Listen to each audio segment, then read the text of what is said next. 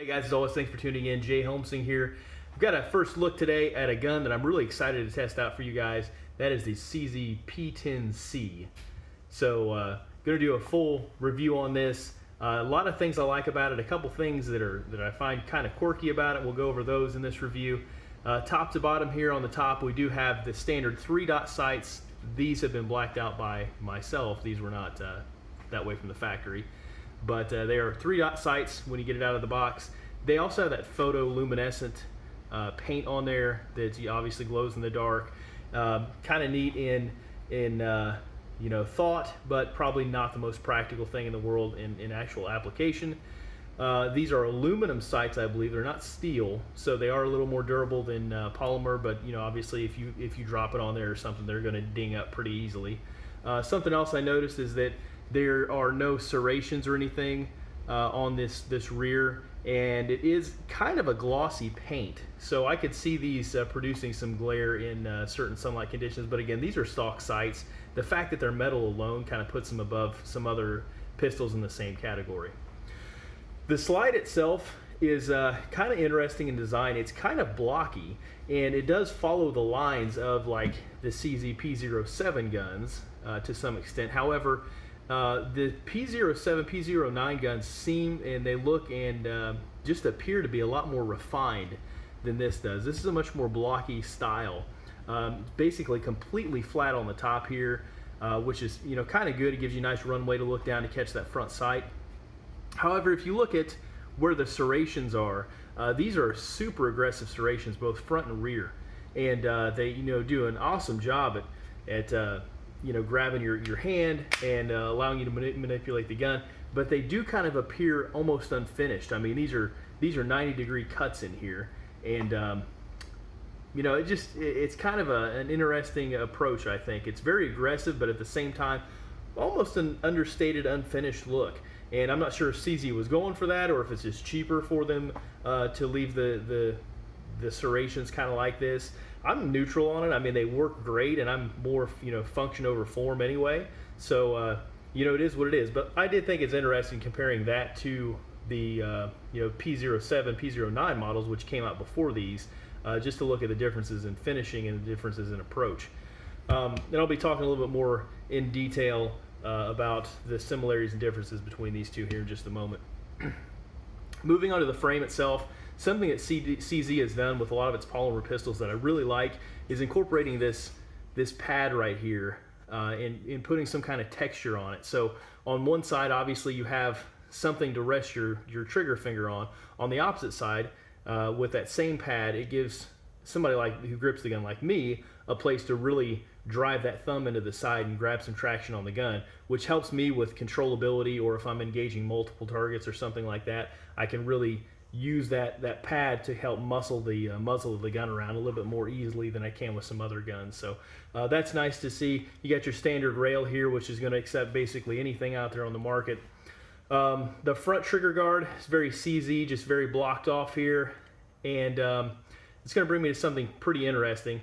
The trigger itself is a really interesting design. It's the kind of standard Glock style with the drop safety in there. However, this is much more of a modern look as opposed to like a Glock trigger. Glocks have this curved affair that they're famous for here. The horrible serrated versions and so on. This is kind of it's got a curve at the end, but it's more of a straight style trigger. It feels really good in the hand, and also just to mention, this safety will sit flush from the factory, so you're not going to have that kind of where Glock has that safety that sticks out even though you push it down. It just seems to have a rib there. I always just sand that area down a little bit on mine to make them flush, but you don't have to do that on this gun. It completely recesses, and you're not going to notice it's there when you're shooting the gun. So kind of a cool effect. Also of note, the design of the trigger is very similar to the Apex polymer trigger that I have on this Smith & Wesson M&P 2.0. So if you kind of look at the geometry of it, very similar in design. So kudos to CZ. It looks like they looked really hard at the aftermarket and what people were doing, kind of the modern flavor of gun modifications, and they just kind of incorporated that from the factory. So pretty cool, and a very nice feeling trigger to boot. We're going to go next with a takedown. That's obviously your standard Glock style takedown, where once everything's cleared, you can just pull these two levers here down. It's actually one block here, but you pull them both down at the same time, and the slide's obviously just going to come forward to strip it down. We're going to move on next to the first oddity of the gun, the first thing I'm not too hot about, and that's going to be the slide stop, slide catch, slide release, slide whatever you want to call it. This thing is ambidextrous, so it is obviously on both sides, which is what that means. But it is a very unique design in that it allows both to be used pretty much equally. So what I mean by that is some of these ambidextrous style slide releases will have everything built into the right side like normal, and then maybe just like a lever coming off the other side to operate all the stuff on the opposite side. And what that does is it doesn't really work very well left-handed. So in this one, everything just kind of meets in the middle, and I'll show you that when I take it down. So both sides should work, function the same way. However, it's very difficult to operate to begin with. So, and part of the reason is because of the way it's designed. If you, and I'll try to rotate this around here so you can see it. If you go to operate this with your thumb, which is what I do, you got two problems. The first problem is you're forcing into the gun this direction, and what that does is it kind of binds it up in there. So instead of operating, it's made it operate directly down, and you're kind of putting this side load on it, and that kind of creates some friction and kind of keeps it from working as effectively as it could to begin with. The second issue is the design of the actual button itself is extremely sharp on the top. And again, like I said, this seems like a really unrefined gun. Like there aren't too many really radiused corners and things like that on this gun. But anyway, when I actuate these, I flick down from the top, to get it to work. So it'd be in this motion here. And when you do that on this gun, there's a 90-degree ledge right here that you're catching. So not real friendly to the thumb. It hasn't bothered me. It's not something that's going to be, I think, detrimental, but it is something that I find to be kind of an oddity as far as, how well engineered everything else is. And then you kind of have this, slide stop, slide catch that's just kind of, put there, I won't say haphazardly, but just not thoroughly thought out the way that it actuates and so on. So it is very difficult to use if you are, just trying to manipulate the gun. And I'll kind of show you here. I can get it to go, but I've really got to push down hard on it. You kind of see the mark that leaves on my thumb there, how much force it requires to do that. And there's no magazine in here, so there's no tension pushing up on that. So like I say, I can sit here and do this, but I could definitely see maybe some weaker-handed folks not being able to actuate that very easily with their hand. So it can be done. It's not the most easy in the world to use. Now, there are a few tricks that I've noticed so far with using this. If you want to use the slide stop to make the slide go forward, as I do when I do reloads, if you pre-tension it and you just start kind of pushing down, this is not one of those things that's accidentally going to go off and prematurely run the slide forward. You really got to be pushing on it to get it to go. So if you preload this and then you ram the magazine up in there, that force, it kind of does the auto loading that some of the guns accidentally do, like the old Smith & Wessons used to do it. My SIG 320 would do it occasionally. I've heard the USPs sometimes do that. But the auto loading, where as soon as you seat that mag, it's going to come down and shuck that round in there and you're going to be good to go. Now if you pre-tension this just with some downward force, maybe like your normal operating downward force that you'd use in like a Glock or something, and then go to run the mag up in there, you can induce that condition by doing that. And that's the easiest way to load this if you're going to run it forward with your thumb and not just rack the slide. So just kind of a trick that I noticed. Again, if you just pre-tension this and then just kind of run the magazine up in here, really seat it hard, that motion there every time has gotten this to auto forward for me. So kind of a neat thing. you can obviously you get some really fast reloads, and I think it's kind of cool that you have to put some tension on it to kind of set it up to do that. So something I'm going to try out there on the range and see how I like it. And again, it does not work as effectively as some others. The first one that comes to mind is going to be Glock. This one's got the extended slide stop, slide catch, slide release, whatever you want to call it there. This, just like any other Glock, I mean, you can do it, with your nose hair, and it's going to go forward.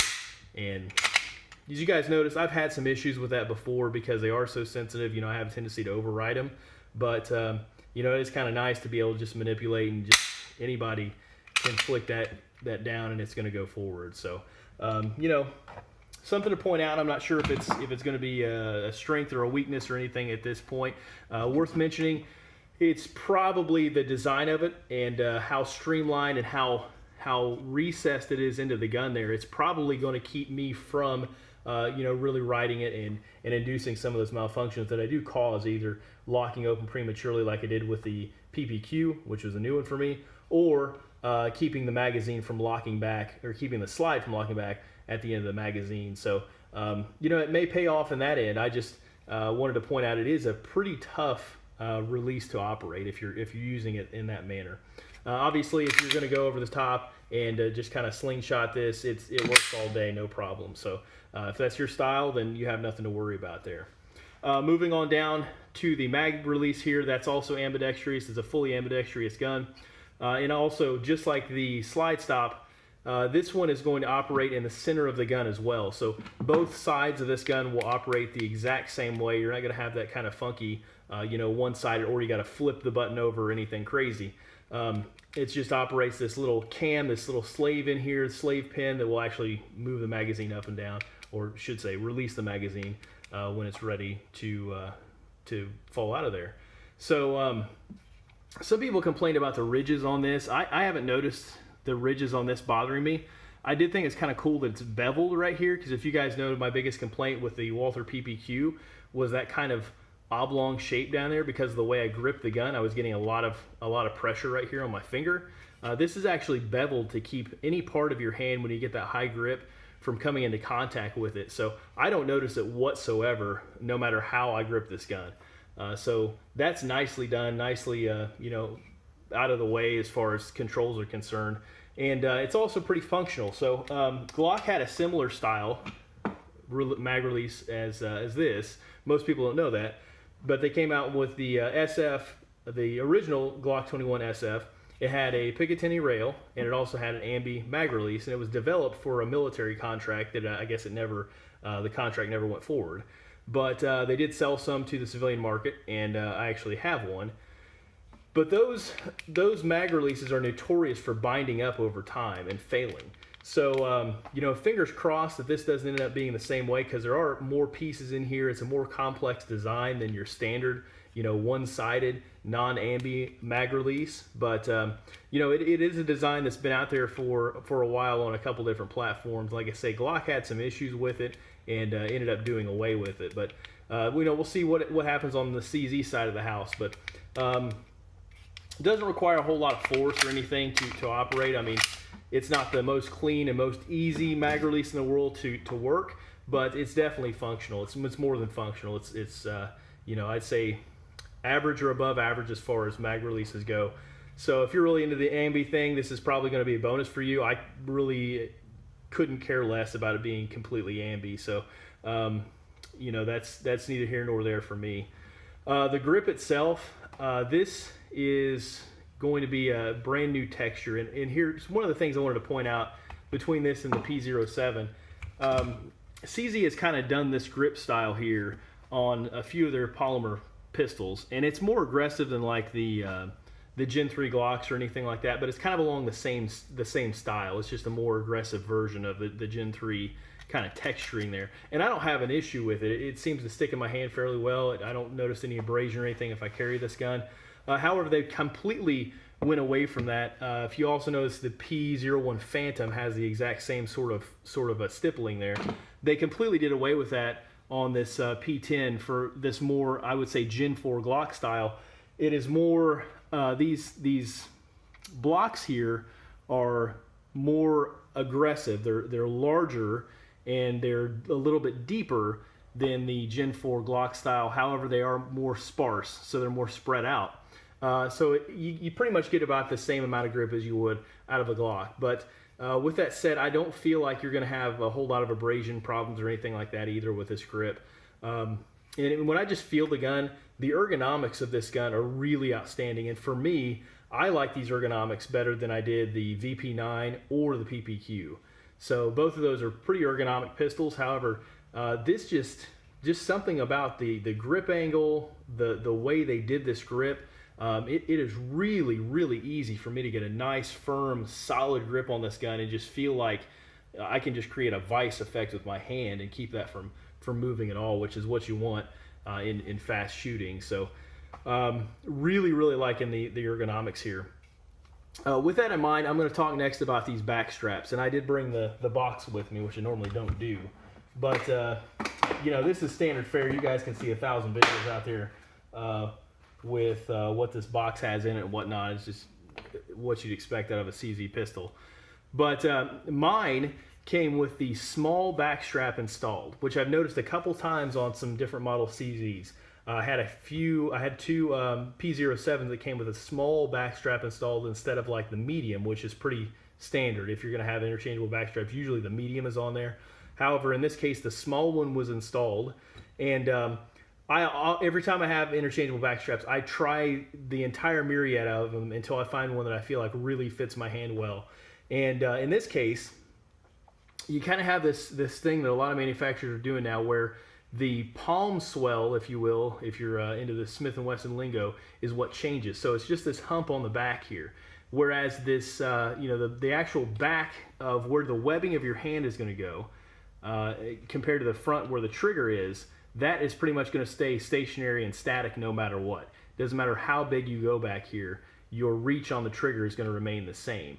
So with that in mind, the small I was way overcrowded when I would go, and usually the way I tell that is when I wrap my hand around, I look for some place that I can start putting my support hand in there without just laying on top of my fingers. You know, obviously if I got my fingers jacked all the way around here and I'm just pushing down on finger, I've lost some traction back here, and I need to do something to get it back. So I went to the medium next, which felt okay, and then I tried this large back strap. And this feels fantastic in my hands, which is unusual because I usually use like a medium-sized back strap. But I think what it is it creates this larger hump back here, as opposed to like the medium, which is why I got it out. I'll hold this up here.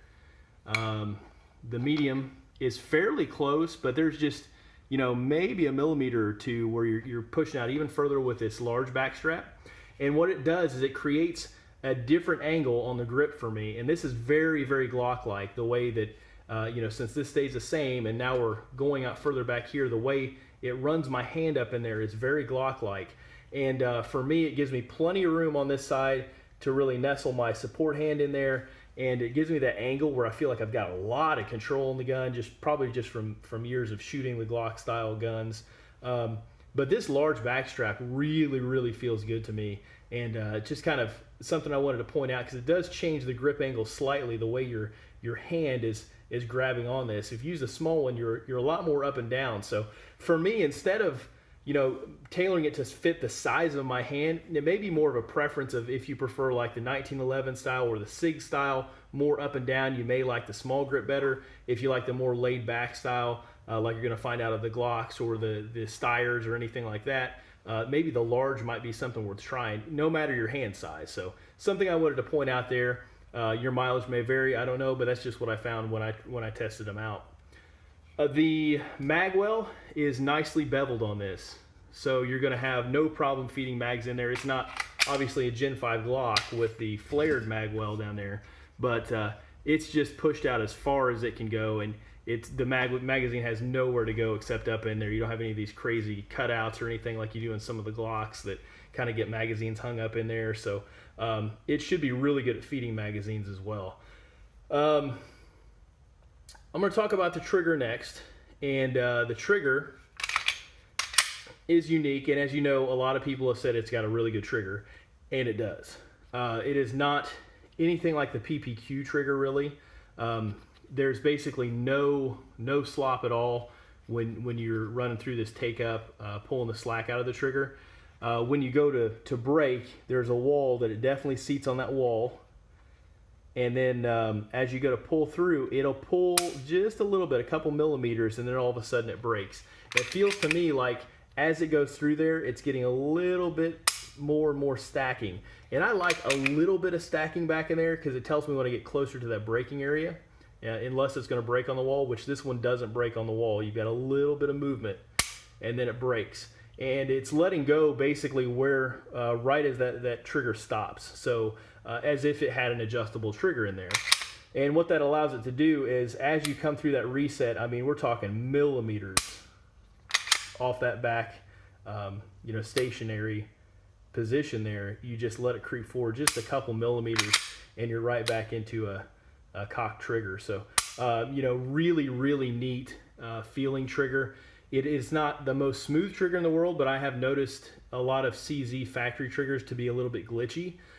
So I would say this is probably going to be along those same lines where it's going to smooth out over time, and it's probably just not the most smooth trigger in the world right now. But very interesting, very neat feeling trigger there. So I'm very anxious to shoot this, very anxious to see what it does in rapid fire scenarios. But overall, I don't really see a whole lot to complain about. The last thing I'm going to kind of leave you with is one of the two problems I noticed when I was playing with this. The first one kind of being the nuance of this mag release here, or the slide release here, kind of how you have to operate it and the shape of it. The last thing that I'm going to leave you with is another issue that I found. That is to change out these back straps. So for me, going from small to large here, you got to knock this pin out, which is the same thing you have to do on a CZ P07, P09. However, these have Glock style solid pins in them. So even though you got to deal with that hammer spring in there, and that's a royal pain to try to keep that from rocketing across your garage or something, it's pretty easy to knock that pin out. This is a roll pin, and I have no clue who thought it'd be a good idea to put a roll pin in there. It's not just a roll pin. It has like the cut down the middle, instead of it just being straight edges, are like gator teeth. So it mates up like this as it puts tension on that spring. So what that creates is a monster of a job to get that spring out, because none of my punches fit it. So the punches would just either go right through the middle of it, or they wouldn't fit in this recess because it's a fairly small hole to begin with. So I couldn't find a punch that fitted. Ended up having to drive it out with a nail of perfect size, and that took quite a bit of time to get it driven out. And then when I did, obviously getting the new one back in and hammering the roll pin back in with those kind of jaws of life looking serrations on them, just digs right into the polymer there. So I'm not really knocking CZ on this pin style, replacing the back strap or whatever, because, like I say, set it and forget it. Find something worse for you and just step away from it. But this roll pin thing here, man, dude, whoever did this, if you're watching right now, can you put like can you offer us a solid pin? Like if there's some kind of engineering reason why we can't have a solid pin in there, can I opt to get that for this gun? Aftermarket manufacturers, if you're listening, I would buy one from you. Okay, this roll pin design here, I don't get it. I don't see why they did it. Easy fix, but at the same time, I just don't know how that made it past everything else as well engineered as this gun, unless there's some kind of crazy important reason for it to be there. So just something interesting that I noted that I haven't heard anything else from. So other than that, break it down really quickly, kind of show you guys here. Like I say, it's kind of the Glock breakdown style. Very light pistol. It's not quite as light as like a Glock 19, but pretty light pistol. So you guys can kind of see there's just not a whole lot back here, just like you'd expect in a lot of these very light pistols. It's very simple in design. But just like any CZ, this thing is overbuilt like a tank. I mean, every part in here is just huge, except for this little safety right here, which is, I believe, the out-of-battery safety, like we'd have a safety plunger on everything else. That's some kind of crazy plastic in there, and it just moves out of the way I'm having trouble manipulating this so you guys can see it. It moves out of the way so the firing pin can come through and make contact with the primer. It's plastic and it's super light. Like, it's got this little dinky spring on it. Looking at it, I don't know how that made it in this gun, but it's in the gun. I haven't heard anything about it, so it must work, I think. Okay, so the other thing I'm not too sure about is that little safety there, the way it's designed, just not being metal and just kind of being a little plastic piece, maybe some kind of high temp polymer. I have no idea, but it's not metal. That being in the slide there, and it's a safety. Like, it's not. It's going to be pretty important to maybe keep your pistol from discharging in a bad situation. So, to be monitored, obviously. Maybe something to keep in your mind and kind of watch years down the road if this becomes a problem, or if it's engineered and it works like it's supposed to. I don't know. But other than that, I don't have too much negative to say about the gun. It's a refreshing design. It's completely different from the CZ P10c. Obviously, the styling cues were taken from it, but they just gave the designers of this gun a clean sheet, and they said, go from the ground up and build a gun, instead of like SIG with the 320 slash what was it, 250 or whatever, the hammer fired version of that. It's the same gun. Definitely not the same case between these two. The dimensions aren't the same at all. Even the slides are different. The P10 being slightly longer, maybe a little bit more svelte, more thin, more streamlined. You don't have these big decockers and things hanging out like you do on the P07. So definitely a different gun. And the obligatory comparison between the Glock 19, as far as this has been done before, but here you go again. Very close in size, and the weight's just a little bit heavier, but nothing crazy. And the trigger feels like you'd get out of like a tweaked Glock, so it's kind of like a upgraded Glock, really. Plus, it's got the ambi stuff if you're into that. So, something to consider. You put the mags in here; they're both just about the same length, even though the Glock 19 looks a little bit shorter without a mag in it. But pretty close. I have done the holster test as well. That's not a big selling point for me. I'm going to get a dedicated holster for this gun. It will fit in a Glock 19 designed holster. Even they tried a few different Kydex holsters. It fits in there and it secures in there. It just doesn't draw out very cleanly and stuff like that. It's a different pistol. It's not made to do it. Sure, you can do it in a pinch. Maybe if your department already uses Glock 19, then you won't have an issue running that gun in there for a time. That might be a selling point on that end, but for most of us end users, I would just recommend getting a dedicated holster for this gun and kind of avoid any potential what-ifs, because I don't think it was designed. I think it's kind of a neat thing that it does, and maybe they benchmarked it that closely around the Glock 19, but I don't think that is probably super recommended from CZ or the designers to run it in a Glock 19 holster. So just some things to think about. My take on the pistol, it's looking really good. It really is. I'm kind of hesitant to really go out on a limb and say it's going to be a fantastic gun after my turnout with PPQ, but you never know. All the CZs I've ever touched have been super, super duper reliable, and I'm not expecting anything less with this. I'll be completely floored if it doesn't feed and cycle everything that I run through it. So shooting review to be forthcoming, and really anxious to get that out to you guys. So again, thanks for tuning in. Thanks for watching. Keep up the likes, the comments, the subscribes, all that kind of stuff. Also, I have a Instagram account, same name, J Helmsing. Check me out on Instagram. I got a lot of shooting footage on there, stationary pictures of the guns and whatnot if you want some follow-up on there. So appreciate it again, guys. Have a great day. Thank you for watching.